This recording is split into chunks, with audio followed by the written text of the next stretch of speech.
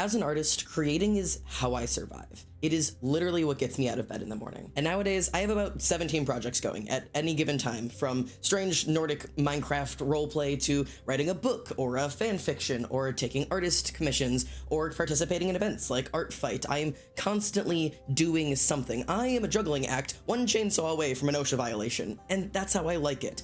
But that wasn't always the case. See, when I was in 6th grade, so about 13 years old, is when I started writing my very first novel, what I then called Soul Stealers, but later changed to the name Dancing with Demons. It was my very first attempt at a full-length novel, and even though I was young, believe it or not, I finished it in play format for whatever reason. This is the actual first page of that play. And yeah, it looks a little rough, because again, I was 13 when I wrote this. And this is the entire thing. My entire first novel, written completely on loose leaf paper that has not aged well. See, back then I would write these pages while I was in class, and I would make sure that I'd have something done by the time lunch started, and I would eagerly bring it to my friends and let them read, one chapter at a time. It was my first experience not just writing a novel, but having it read, having people care about something I made up. So of course I had to keep going, so I decided to then write the sequel to that, and then gave up on writing the sequel to that and decided to instead rewrite the original in novel format instead of play format. I still have all of these. I'm not living this down. But by not moving on to the second book and instead rewriting the first one began my descent.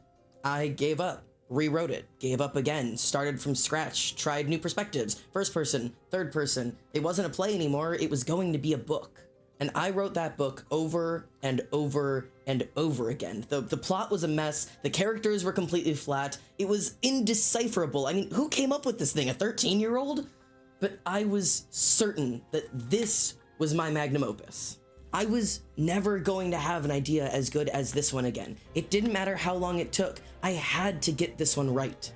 So I tried writing it and perfecting it and polishing it for 10 years. I was 23, literally in college, when I finally shelved and gave up on Dancing with Demons for the last time. I just had to accept that this was never going to see shelves. I mean, not every idea we have is meant to be written, and not every idea we manage to write is actually meant to be published. Sometimes it's okay to just let things go, to kill your darlings, as some people say. But I know I am by far from the only creative person who has gotten stuck in this cycle of, this is my only good idea I'll ever have, I have to make it work.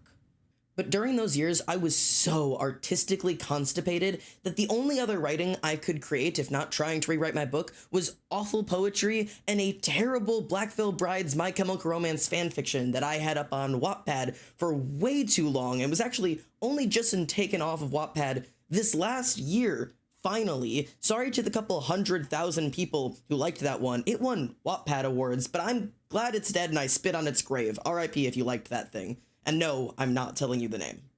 Hey, Editing Xander here. I have some unscripted thoughts I want to share because while I was recording this video is actually when the Audra Winter drama started. Don't comment on how long it takes for me to edit a video, but if you have not somehow heard of the Age of Scorpius or Audra Winter, she's an indie author who just published her first book, this Age of Scorpius, and she's been working on it for 10 years. She started when she was 12, and 10 years later at 22, she's publishing it already, and the internet has come down on her with this visceral hatred for the book. And I was almost her, so seeing all this happen while I'm literally recording a video for that exact thought is so interesting because I just explained to you, I was writing a book for 10 years in almost the exact age range that she was, writing this story and trying to make it perfect and trying to make it publishable. And the only difference between me and Audra is that I gave up and she didn't. She decided that this was publishable, put it out in the world, and the world ate it up and ate her up. And honestly, it's hard to watch just because I know it could have been me, but at the same time, it's such a good case study for exactly why you don't do this. And I don't even talk about some of these things in the video, which is why I felt the need to step in here and unscripted just share some thoughts about this kind of situation. Because the reality of it is, if you're working on this one project, this one thing for 10 years, not only does it hold this nostalgic bitterness to it, where it's like, I started this when I was so young, and when I, like, you know, it may have connection to old friends or old places, old family, people, like the person you were when you started this, but also like, this is your baby. Like, this is you've been raising this thing for a decade. Like, of course you are in love with it. Of course you want to like manifest it into this like gorgeous, like final project that you knew it could be when you were 12. But like, the writing that you're doing at 12 is never, you can't just like polish any piece of rock and it turns into a gemstone. Do you know what I mean? Like, you can't just like sit and rub at it long enough and it's going to turn into a fucking crystal. You have to practice to be a writer. Being a writer is a sport. It's a skill. It's a thing you have to become good at. If you go to the gym every day and you do the same machine every day for like 30 minutes a day, you're going to build up an insane one muscle. You can't call yourself athletic. You're not going to be good at any sport if you're just you in the bicep machine, like cranking them out. You're not suddenly going to be good at wrestling or basketball or any sport. Like, you have to stretch and try new things and write new ideas. Like, you cannot cultivate everything that you are and everything that you hold dear to this one idea and try to make it perfect, because you will fail to see the flaws in it. I think a big part of it, as somebody who did this, who tried to fix a book for a decade, is that when you're looking at the current draft that you're writing, it always seems good because you're comparing it to the writing you did when you were 12. Like, so yeah, this draft is 1,000 times better. Like, she probably had some insane improvement and growth in 10 years of time, like you should. But if you take like this like edited like monster of a draft that you've been working on for a decade and you compare it against like a fresh new idea that you're writing, it's not going to compare because you're starting with different materials. My point is just that it's so easy to fall into this. It's so easy to have this love for this thing that you created and want to spend the rest of your life making sure that it's perfect and putting it out into the world. And honestly, truly, I applaud Audra Winter for finishing her book and putting it out to the world, because you've done what most people who start writing a book never accomplish. I don't feel like I'm seeing enough people acknowledge that in this drama, that you did it. You did the thing that there's 100,000 people at home who are going to hate this book and are going to tell you that it's awful and to give up on being an author. And every single one of those people have not put a book out themselves. Like, that's the important part. Like, if I have to say anything about Audra Winter, it's that she actually did the thing. She spent 10 years loving this idea and working on it, and she wrote a book and published it. That is what most of us wannabe authors never actually manage to accomplish. Even if I want to look at my writing and say that my writing is better than hers, even if I hold that opinion, I still haven't published a book. I haven't finished the cycle that is publishing a book. She has. I only hope that she doesn't completely give up on what she's doing because of the response of the internet. And I do also hope, and I know she wants to try to fix it, but God, if I have any piece of advice, it's put it down. It's done. You gave it to the world. It's done now. You spent 10 years. You had your time with that book. You had your time with those ideas. You put it out in the world now. It's over. This is not yours anymore. It is for the readers. Like it or hate it, it's theirs. And it's time for you to go find a new idea and start something new. Don't give up on being an author. Like, you have to keep going. All of us have published something that didn't turn out the way that we wanted it to, or that we look back on are embarrassed. And yours happens to be a published book, and mine was a fanfic on Wattpad. Like, we all have it. It's just keep going. Just keep going. And this video is the perfect video to be watching if you don't know how to keep going, or where to go next, or how to find a new idea. That's the point of this. You spent 10 years trying to write a book. You did it. Everyone hates it. Let me tell you what comes next. The important thing is, after letting go of Dancing with Demons, I haven't withered away into artistic memoriam. I've actually blossomed. I have created more in the past 5 years than I did in the entire decade before that. Including, of course, another fanfic on the much less cringe topic of the Dream SMP, because I have a mental illness and no shame. I mean it, I have no shame. Go read it. It's really good. It's also unfinished. I can't promise I ever will. I also managed to write the next book and a half of another new novel series that I was planning to do, and after a couple of years on working on it, I realized It was also mid. It was the first time I had tried to write a new idea since I was 13. Of course it didn't end up great, but instead of obsessing over it for the next decade, I shelved it. I moved on, and I started over again, actually with the newest series I'm working on, Lamb of God, which is my next novel series, and I think this time I'm gonna take this one all the way to publication. And the reason I think I can actually publish this is because for the first time in a while, it's good, significantly better than the others. Why? Because I'm actually stretching my creative ideas and practicing in creating, finishing, completing, and moving on from topics. But Xander, I hear you beg, I'll never have another idea I'll care about as much as this one that I've been trying to fix for 3 generations. I have to finish it or else I'm nothing. First of all, chill. This isn't a good look on you. Put the pencil down before you poke somebody's eye out. Here's the hard truth. This is not your magnum opus. It is not your last idea. It is not your only idea. Having an idea that you love this much is not some well that is rapidly drying as you get older. There's no biological ticking clock. No, you better freeze those ideas if you ever want to have a family. It is a proof of concept that you are capable of making good things, that you will be capable of doing it again. Writing the same story over and over again is like putting makeup on a corpse. It's like an artist painting the same painting on the same canvas over and over and over again, and never actually finishing the canvas and putting it aside. If one person has been painting different paintings on the same canvas for a decade, you wouldn't call them a painter, you wouldn't call them an artist, you'd probably call them a psych eval. You aren't learning or growing your craft by repeating this process ad nauseum. You're trying to resurrect something that has long been dead. Let it die. And I don't mean don't put effort into your stories. There are plenty of authors who take years, even a decade or more, to publish their novel. I just mean don't waste the next decade trying to make a demon vampire OC self-insert publishable. It never will be. It never was. Not every idea we have is supposed to be some full-length novel. And as much as it sucks, not every novel we manage to write is supposed to hit shelves. That's okay. It's part of the process. You have to take these steps. You were always supposed to fail. So the question is, what now? The book you've been working on for the past decade is bad. Throw it out, burn it, hold a funeral and mourn for its loss if you have to. And then what? You start over with a new idea, and before you grab your pitchforks, I know it's not that easy, but it's doable. That's why you're watching this video, to find out how to come up with new ideas. You can read the title. So, let's take it from the top. How the hell do you come up with a new idea for a story?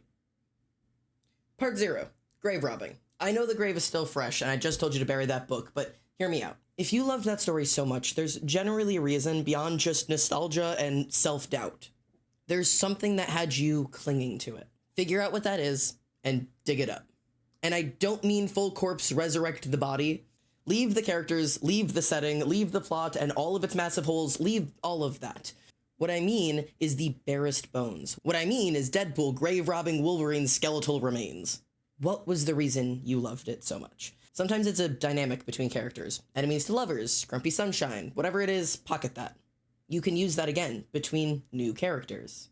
Maybe it's that one scene where your character saves somebody from a fire that you just love and have been envisioning for years. You can reuse that too. For me, it was a scene at the end of Dancing with Demons, where Lucas is forced to kill Star as she sacrifices her life to be with the person she loves and instead be reborn as a demon. That means what I'm actually pocketing isn't all of that, it's the dynamics of that. It's the concept of sacrifice as a means of love. That's something I've reborn into the novel I'm now writing, Lamb of Gods. This isn't a new idea for a book.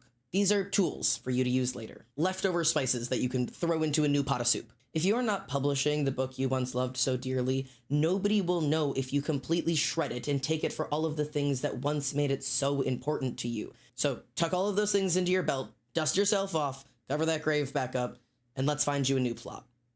If you can see me reading my script, no you can't. And if you can see me sweating, no you can't. Part 1. What if, but, and. Let's take this super grade school to get started. This is one of the easiest and most straightforward plot builders that English teachers often use to teach kids how to write fiction. it tends to lend itself best to things like fantasy and science fiction. The concept is to take a what if of any base idea, a trope, a setting, something really big and broad, and then give it something to brand it as your own personal twist. And then tell me who your character is and how they fit into the plot. The phrase ends up being, what if, basic setting, but unique twist, and character role. For example, what if there was a kingdom that had lost their king and queen, but the daughter, meant to become queen, had ice powers, and she has to hide them from people? Now you have the movie Frozen. And of course, you can tell that doesn't make up the entire story. You need more than that. The whys, the hows, the whos, but it gives you a base, something to start thinking about. What if there are pirates, but instead of treasure, they're hunting mermaids, and your main character is the last of her kind? That's a start. I don't know who your main character is, or what her goal is, or what kind of villains these pirates are going to end up being, or how she solves this in the end, but suddenly you have a base to start thinking around, rather than an empty page. And anything is better than an empty page. Now, if you would kindly step out of elementary school with me, this practice is actually children's first attempt at what are called log lines. Log lines are a sentence, or a short group of sentences, that you use to pitch a manuscript to a publisher or a producer. Every movie and book that you have ever read or seen has a log line. They're just like the what-if phrases we just made, but more mature and in-depth. For example, the log line for Frozen is, a young princess must learn to control her powers, which have damaged her relationship with her sister and threatened to destroy her kingdom. Now, this sounds way different than the what-if sentence we made, because its focus is very different.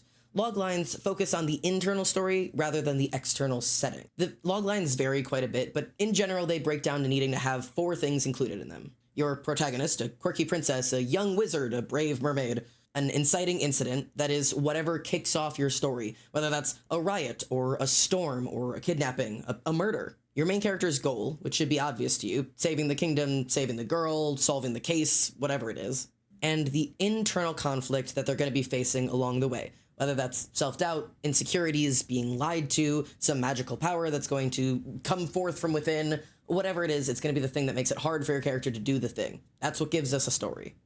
I'm going to give you a few examples, so before I tell you what the movie is, see if you can guess the movie just based off of its logline. A fashionable sorority queen is dumped by her boyfriend and so decides to follow him to law school, where she figures out that there is more to her than just her looks. That's Legally Blonde. After landing a spot in a popular dance show, a gutsy and talented teenager rallies against racial segregation and sizeism in 1960s Baltimore. It's Hairspray. Love that movie. When 2 kids find and play a magical board game, they release a man trapped in it for decades and a host of dangers that can only be stopped by finishing the game. It's Jumanji. Please tell me you got Jumanji. Jumanji. So, as a quick practice, if you want to, go find some of your favorite movies and try to write a logline of them based off how you understand them, and then look the loglines up for the actual movies. You can always find them online and see how they compare. What did you identify as the main character, the internal conflict, and what did the movie actually pitch? This is really good practice at boiling down what are the most important parts of a story.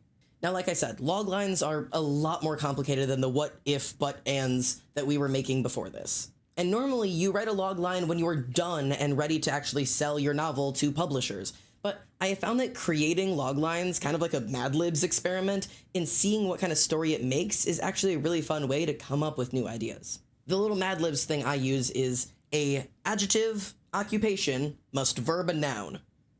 That's really all it breaks down to. So let's take our what if but and from before. What if there are pirates, but instead of treasure, they hunt mermaids, and our main character is the last of her kind? We have to make some deeper choices about our story now to actually make a logline. We can't just say a mermaid. I want to know the most important parts of your character. Is she young, brave, stubborn, anxious, adventurous? It depends on the story that you're telling. For our sake, let's just go with young for now, because you could add anything onto that later. Doesn't really tell us much about her, but it's a starting point. And we know that there are mermaid hunting pirates, but we haven't decided what she's actually going to do about that yet. Is she fighting back? Is she going to run? Does she join them? It's time to make some actual choices about the story. You could go in the long journey direction with this. A young mermaid must journey to new waters as the last of her kind while being hunted by the pirates who want her magic. Or you could go in a completely opposite direction. A stubborn mermaid must defend her home as the last of her kind from pirates that want the magic that lay there. Now, not only do I have a character that has a little bit more depth to them, but I also have what she has to do, which means I have plot. And suddenly, I have the thing standing in her way and the why for the pirates. Just some minor tweaks to the wording gave me two completely different stories. It may not be a full novel yet, but this is more than enough to start planning. And it came from nowhere, just out of my head. So start writing some down, genuinely. No idea is a bad one when you're just brainstorming, so jot down like 10 different log lines, and one of them might just stick or inspire you to do something more with it, and bring out some kind of excitement in you for the first time in probably a while if you're watching this video. And yes, I actually mean like now. Like go grab like a paper and a pencil or just open your notes app. I know you have your phone on you, don't lie to me. Start writing down some log lines. You want to have ideas, I'm telling you how to do it. Jot a couple down, just a little bit of practice, and then leave me your best one in the comments, or your worst one. You don't even have to tell me which is which. Then come back when you're done, and we'll keep going. You kept watching, didn't you?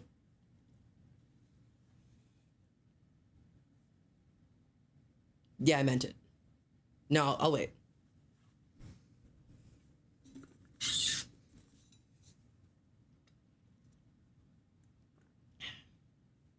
Done? Oh, okay, sorry. Part 2. I could do it better. There's a pretty good chance, while making up your loglines, that you ended up with something that you vaguely recognized, and suddenly, oh shit, you've stolen the plot of your favorite movie. Don't worry, it happens all the time. Hundreds of years of media means that every good idea has been done in some way or another, and if it hasn't yet, it might just not be a good idea at all. Some literary people, like Christopher Booker, argue that there are only 7, or sometimes 9, types of plot that every single story that's been made falls into.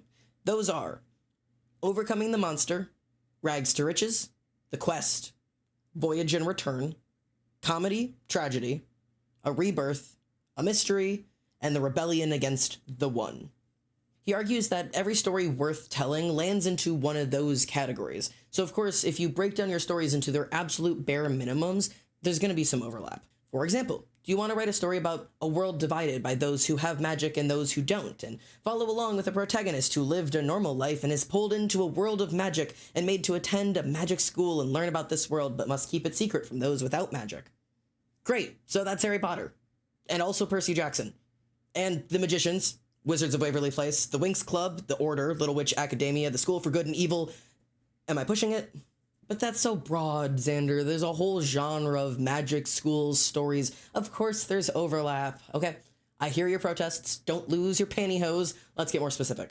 What about a story of two best friends who must make a daring adventure to a place far away from their safe home to save somebody affected by a cursed item and take down an evil antagonist, where one of them nearly dies at the final stretches of it, but is saved by the power of friendship? God, I love The Lord of the Rings.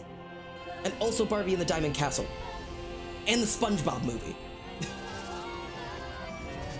Do you see my point? Also, shout out to Ollie for that one, by the way. She's the crazy genius who made the connections between those 3 movies. I absolutely cannot take credit for that. The point is, stories have overlap. Sometimes massive overlaps. But the devil is in the details. Your characters, your setting, even the tone of your story. That's what keeps them different. The childlike hopefulness of Barbie is not the same as the comedic adventures of SpongeBob, or the very grim, epic quest of Lord of the Rings. I would never say they're rip-offs of each other because they made the story their own in such powerful ways. Part of learning to be an artist is learning to steal like an artist. That's also called taking inspiration. This isn't about finding a piece of art and tracing over it. That always ends up looking bad. That's when you get movies and books that feel like weak rip-offs of better series. What you want to do is find a style that you like and replicate it with your own flair. Make it about you and then improve on the original idea. Part of being a good creator also means being a good consumer. You need to watch movies that you like, read books that you like, and take notes on them. Why do you like them? What character archetypes are interesting you? What plots make you excited? What dynamics do you find yourself getting invested in? Those are what you should be locking into and finding ways to recreating them in your own story. And if you don't like something, try paying attention to why don't you like it. That's going to be what you want to change. It's just as important to be able to know why something is bad as being able to recognize why something's good. Maybe the show you watched promised you some grand heist, but it ended up being 90% just a romance story. Maybe 2 characters had powerful chemistry the entire show, but the plot decided to ignore it. Maybe no characters in the entire show had any chemistry. Whatever it is, be aware of it and leave all of that in the grave. Now, to do the actual work, make a list of the shows that you like, the movies, the books, and try to start seeing the patterns line up. What is it about a piece of media that draws you in? Maybe it's a giant cast of characters. Maybe it's some long, epic quest. Maybe it's the quiet little slice of life stories. Find these small pieces of each media and take them, limb from limb. Liked a show but hated its ending, its relationships, its twists? You can do better. Forget writing corrective fan fiction. Rip the whole show apart and use its entrails to sew together a masterpiece of your own creation. Don't wail that your favorite movie didn't take itself seriously. Tear open the plot and write its bones into something perfect. The tone of a thriller movie, the character dynamics of a Hallmark, the plot of a heist, and start stacking those, Frankenstein style, until you have the best of everything that you love. This is how you create this exquisite corpse. You must give it life. You have the power to make the story that you wanted to see. You are a god. Start acting like it.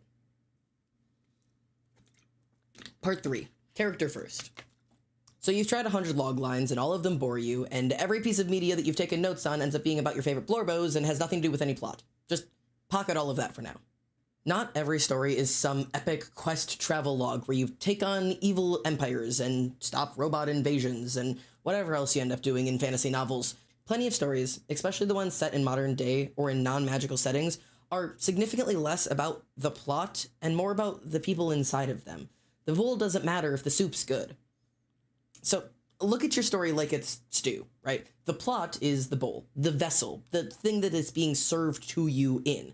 And the stew is your characters, their relationships, their dynamics, the feelings and development that come from them. Plot is the bowl used to deliver the development of your character soup to your audience. I'm committing to this analogy regardless of the very nearly cannibalistic intentions of it, so just buckle up and ride this one out with me. Sometimes you get an okay soup in an okay bowl, and you eat it, and you don't complain, and you never think about it again. It was fine. It's over. It's nothing to tweet about. Sometimes you end up being served this amazing bowl, this golden goblet, shining and crystal and stunning. It's beautiful. You admire it, you gaze in awe, you hype it up until finally you take a sip, and it's dishwater. You're furious. You rant about its wasted potential. You tear the soup apart across every social media platform. You could have the best, most intricate, detailed plot ever. And if your characters are flat and your relationships are dry and no one is invested, then it doesn't matter how many years you spent world building. People will leave disappointed. But if I serve you a paper bowl, a red Solo cup, a cracked pot with holes in it dripping hot soup all over your lap, you may be hesitant. But if you take a bite, and it's the best stew you've ever had, you'll be shocked, confused, maybe, but happy, wanting more, wanting better for this soup. That is how fandoms are born. It's less common to see a fandom develop around a perfectly flawless written show, or shows with good plots but shitty characters. We're humans. We cling to creatures we understand. When you find a show with absolutely amazing characters, with incredible potential, and a plot that leaves a lot to be desired, you create the perfect pocket for fans to create en masse. Fan art, fan fictions, reimaginings, alternate universes, crossovers, self-inserts. People want to interact with your soup and put it into 1,000 of their other preferred bowls so they keep coming back for more. Now, I could cook you the best stew you've ever had in your entire life, but if I pour it directly into your lap or on the table or try to throw it directly down your mouth, you're going to be upset with me. You still need a bowl, however mediocre, to hold the soup. This is how you get cop shows, or what is called a revolving door plot. Your characters do the same thing every episode or every book. Get a case, solve the crime. Get a patient, save their life. Find a monster, stop it. Saving people, hunting things, the family business. The fact is, the plot doesn't matter. No one is there to see if they save or solve or kill the 1,000th patient, crime, monster, whatever. We're there for the characters, their development, their relationships, their trauma, their past, their future. We're here for the stew. Sometimes that's where you need to focus to actually get started. If you can't get invested in a world that you're building or a faceless empire that you need to bring down, get invested in one person or two people and their dynamics. Sometimes it starts as a nameless pit crew that you're playing around with. Sometimes it's an OC challenge. Maybe someone else is a character you really like and you're invested in, and you want your own version of that trope, and boom, you've got a human whose life you are very invested in. An empty slate for you to pour every insecurity and trauma and flaw on into until it is an unrecognizable mangled corpse rotting away in your mind. And through building this person's life, you will be, by proxy, writing your plot. Eventually, one part of their life might strike you harder than others. That's your story. Maybe your character is closed off and anxious and cold. Why? Because when they were a teenager, they were betrayed by their parents or their friend group.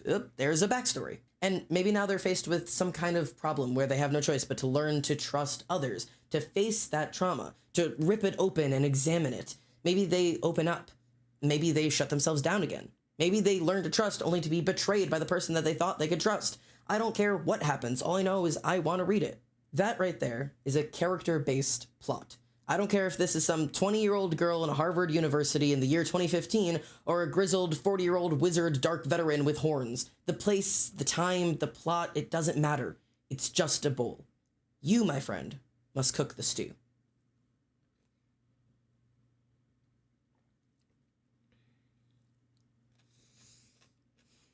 None of these things that I'm listing were things I was very good at just a couple of years ago. I was stuck, trapped in my one bad idea that I thought was all that I ever had. The reason I broke out of the cycle was actually an event called NaNoWriMo, or National Novel Writing Month, which I unfortunately no longer support due to their stance on being pro-AI writing, but hear me out regardless. I discovered the event back in 2019, and I hadn't attempted a new story since I gave up on Dancing with Demons. But something struck me as interesting, and I decided on a whim to join, actually a couple days late. The goal of the event was to write a first draft of a novel in 1 month. That was defined on that website as 50,000 words in 30 days, or 1,677 words every day for an entire month.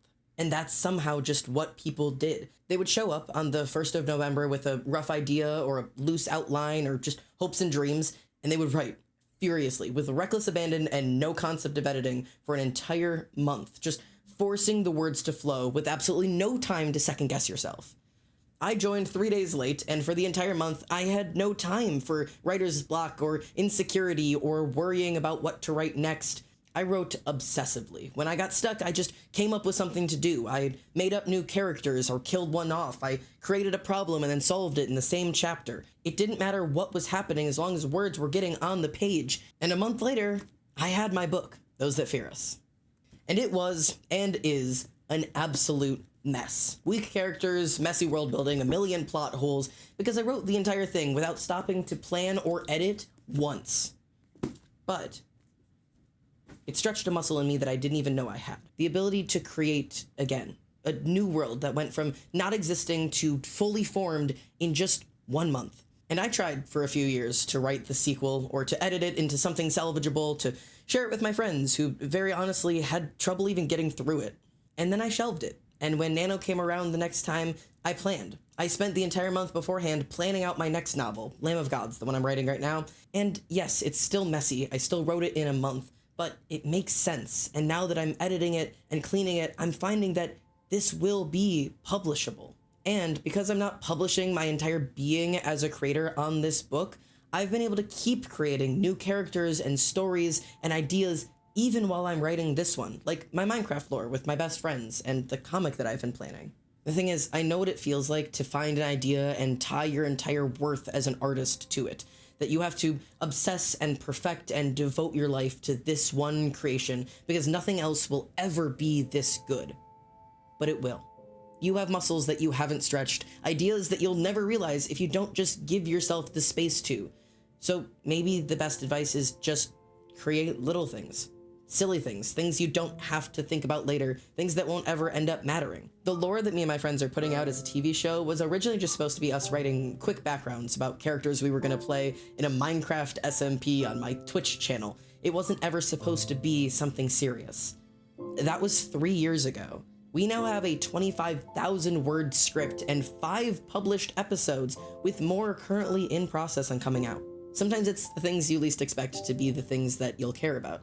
It's the silly little OC challenge, the doodle in your sketchbook you did the one time, the grandfather of an OC that you used to love. And that's where you'll find your next inspiration. Because there will be a next, the moment that you open yourself to it. despite social media and the things that we see online, you were always supposed to fail. You have to write something bad, or a lot of bad things. Doing things badly is always the first step to doing something well, but you have to take that step. And you can't just complete it once and then sit and polish the stone and hope it turns into glass. You have to follow through. You have to complete the cycle. Create an idea, create that art moment, release it into the world, and lay it to rest. Let it be done. And when you've finished that, set it aside, and suddenly you will find yourself open to new ideas again. You just have to let it through.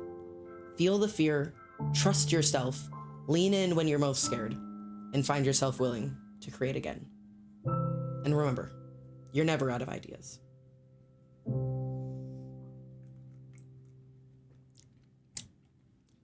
I do this as a bit, but these are really good. All right, quick chat with you, chat. So this is a little bit different. I've never done a short form video essay like this. I've done one long form video essay that you guys have seen that I actually made years ago, and reposting it, I just happened to do it at the perfect time when the Dream SMP was blowing up again and caught 10,000 views on it, which I never ever thought would happen. But since making that one, I've actually written probably about 5 or 6 scripts for video essays that I intended to record and publish and never actually got around to. Mostly because this stuff takes so long.